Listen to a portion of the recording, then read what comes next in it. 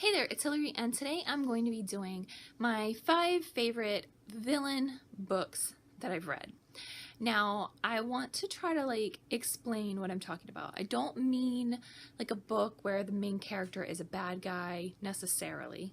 I mean the best retellings that are from the villain perspective, a role reversal book, and I do have one that is like the main character is a bad guy. So I'm going to start off with Heartless. I think that this book is one of the best villain retellings that there is out there. I read this book 2016 maybe? Question mark? It's been a little while. It might have been 2017, like early 2017, but this book is so good. I did not get the Owl Crate special edition. I really wish that I had, because this book is so good. This book is about the Queen of Hearts. It is an Alice in Wonderland retelling where the main character is the Queen of Hearts before she becomes the Queen of Hearts. I love the idea of this. We still get a lot of Lewis Carroll's version of Alice in Wonderland in this book. There's a lot of characters that we're very familiar with aside from Alice, because obviously Alice would not have been born yet. I love the idea for this book. Marissa Meyer did such a good job of showing us why the main character, Catherine, would have turned out the way she did, and I just really love this whole story. This story was amazing. It was a 5-star read, and it's one of my favorite books in general, I think, but she did such a good job of telling the story and making us feel for this character.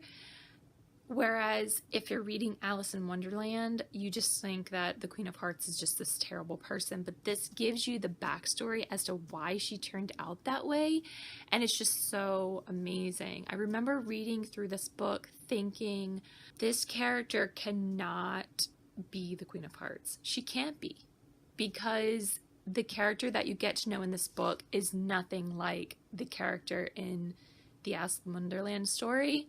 But as the story progresses, you start to see more and more of her iconic Queen of Hearts character, and I just absolutely love it. The next one that I've chosen is another Marissa Meyer book. I just think she does such a good job with her retellings and her books, and she's probably like my favorite author. But the other one I chose is not one of her retellings. It is Renegades. Now this one, the main character is a villain. I'm gonna say villain because in this book she is sort of villain undercover good guy, and I love the idea for that in this book. I love that the main character of this book is a bad guy.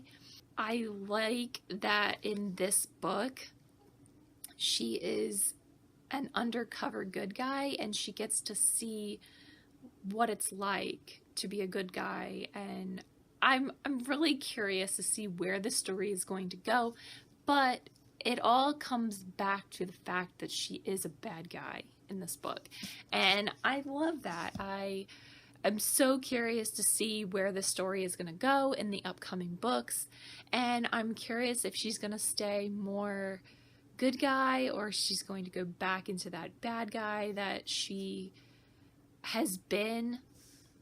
I'm really curious. I'm so excited for the next pieces of that book. That was also a 5-star read for me, and I can't wait to read more of that series. My next choice is Because You Love to Hate Me, 13 Tales of Villainy. I loved this book. I gave this book 4 stars. There were some stories in here that I enjoyed more than others, but I think that some of the stories in this idea could have made for an entire novel. I loved the short stories in here. Again, Marissa Meyer is one of the authors that writes in this book, and I just loved some of the stories in this book. I loved some of the villains in this book, that they were more abstract. Like one of the stories One of the stories is about death. I hope that's not giving away too much. The story in here is called Death Knell, so I hope that telling you that it's about death isn't too much of a giveaway. But I loved Marissa Meyer's short story, that it was a take on The Little Mermaid. I absolutely loved that one. And I also loved the story Beautiful Venom in here. It is about Medusa, and I think that is a character that we don't get to know a lot about. Hopefully that's not too much of a spoiler either by saying who it's about. But I think the little caption underneath of the story kind of gives you or underneath of the title gives you an idea of who it's about, because it says, how do you think it feels to have your body turned to stone? So I think that kind of gives it away who the story is about.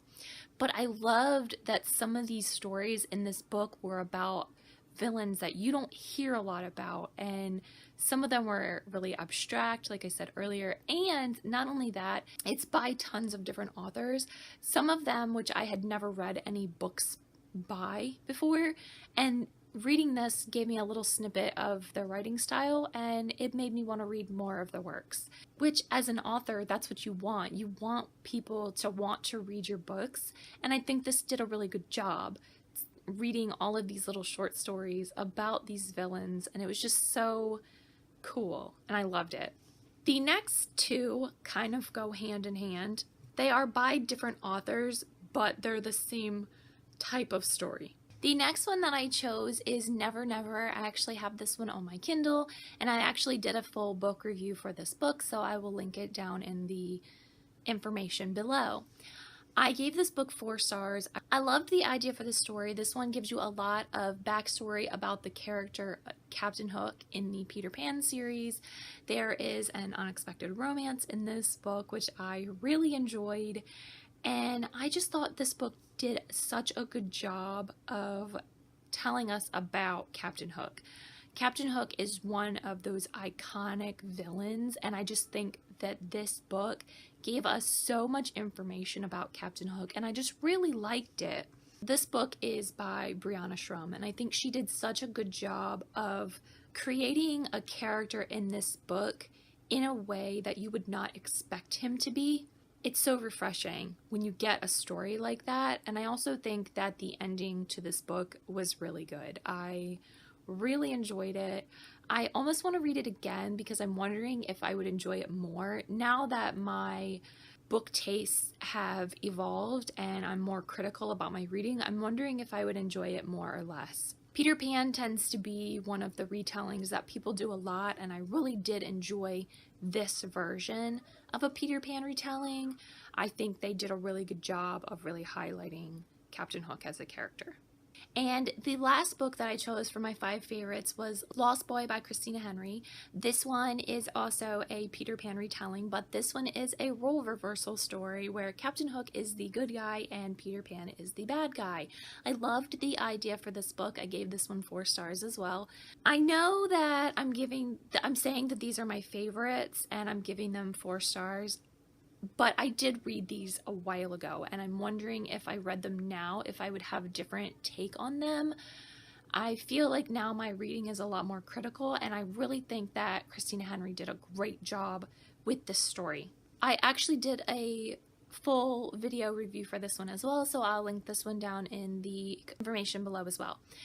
I think she did such a good job with this story because she takes us back to Captain Hook as a boy, and we get to see his life progress, and it just shows us in this story why he turned out the way he did, and I always find those stories to be the most fascinating. I really do want to read more of Christina Henry's books, although her books are a bit gruesome, so this book definitely is categorized as more of a horror type book because it has got a lot of gore in it. So if that's something that you're not into, this one might not be the book for you. But that being said, I was never really into that as well, and this was the first book that I really read that was categorized as a horror book, and I still really enjoyed it.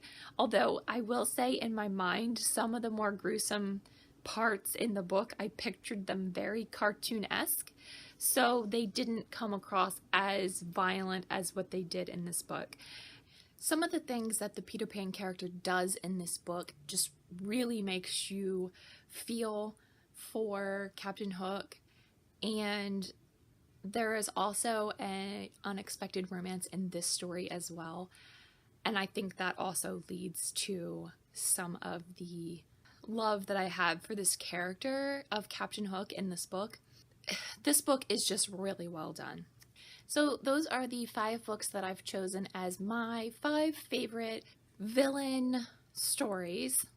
I'm not really sure how else to describe that as a heading, because they're not all role reversal stories, they're not all retellings, they're just my 5 favorite that I think where the villain is a main character, but they're not just a bad person. As a main character in a book, there are a lot that I've read recently where the main character is just a bad person, and I don't necessarily like those. And I don't necessarily want to say my 5 favorite villains, because one of my favorite villains in a story is the Darkling in the Grisha trilogy. But that series really isn't about him, although I think I would read a series about him. Lee Bardugo, can you hook me up with that? So that's why I'm saying these are my 5 favorite villain stories. Let me know down in the comments what you think. If you've read any of these books, let me know what you thought of them. If there is a book that you think should be on this list, let me know what it is, because I love villains so much in books. I would love to read what you think is a good villain book. If you liked this video, please feel free to leave me a like, and if you'd like to see more videos by me, please feel free to subscribe to my channel, and I'll see you guys in my next video. Bye!